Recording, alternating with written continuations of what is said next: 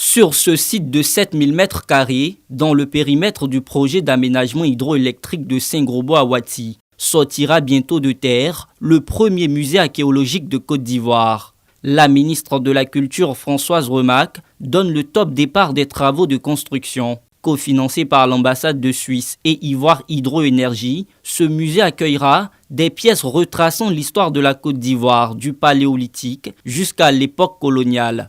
Un privilège pour la région de l'Agnébi-Tiassa d'abriter cet édifice mémoire. Je pense que ce centre archéologique qui va être construit ici va non seulement conserver les vestiges de notre beau patrimoine, mais également servir donc de levier pour le tourisme de notre région.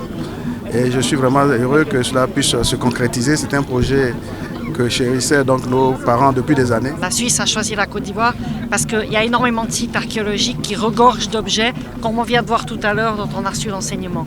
Et puis dans la foulée, on va négocier un accord bilatéral de restitution et de préservation des biens culturels entre la Suisse et la Côte d'Ivoire, ce qui me réjouit beaucoup. Riche de son patrimoine traditionnel et touristique, la nation ivoirienne renforcera son positionnement culturel dans la sous-région avec la naissance de ce musée archéologique.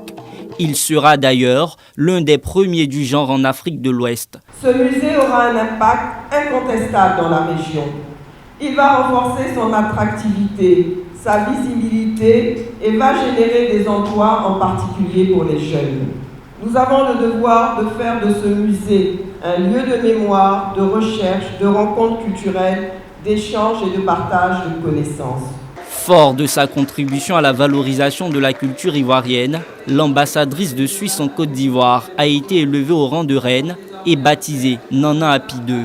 Anne Lugon-Moulin est en fin de mission diplomatique en Côte d'Ivoire après 5 années de service.